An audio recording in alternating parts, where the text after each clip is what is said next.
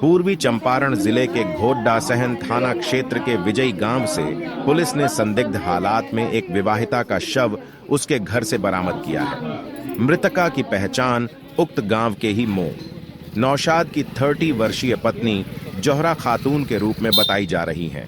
सूचना पर पहुंची पुलिस ने शव को कब्जे में कर पोस्टमार्टम की कार्रवाई में जुट गई है। मृतका 4 बच्चों की मां व गर्भवती थी। उसका पति मुंबई में रहकर मजदूरी करता है। मृतका की मां ने बताया कि बीती रात जोहरा से बात हुई, तब सब कुछ ठीक था। सुबह गांव से किसी ने फोन किया कि तुम्हारी बेटी की हत्या हो गई है। जिसके बाद यहां पहुंची तब मेरी बेटी मरी हुई थी। उसके पूरे गले पर काला निशान व कान से खून बह रहा था। मृतका की मां समेत उसके छोटे छोटे बच्चों का रो रो कर बुरा हाल था। घटना को लेकर सिकरहना डीएसपी अशोक कुमार ने बताया कि महिला का शव संदिग्ध हालात में बरामद की गई है। हत्या है या हादसा पोस्टमार्टम रिपोर्ट आने के बाद ही यह पता चलेगा। फिलहाल पुलिस जांच में जुटी हुई है। आप लोगों को कैसे पता चला है? क्या पता चला है?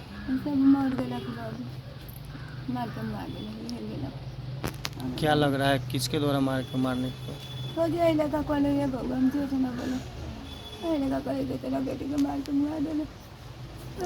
किस पर शक लग रहा है?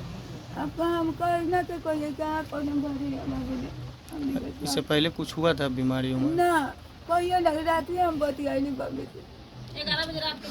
अच्छा, क्या बोली जब रात बात किए तो? ठीक से बतिया लगे हम ये ठीक बारे हम कहली हाँ दवाई खाएब हम कहली हाँ तनी मत से रहब हम कहली हाँ बउआ से फोन पर हम कहली सब हाल चाल पूछ पाछ के दे दे। क्या नाम ये कितना बच्चा है इनके पास? 4 बउआ बा दूगो केने दूगो। क्या नाम है दामाद का आपका?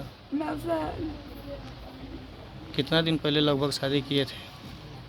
हां मेरे के ना बाबू 10 ना बेसी नहीं बेटा है हां कहना बुबू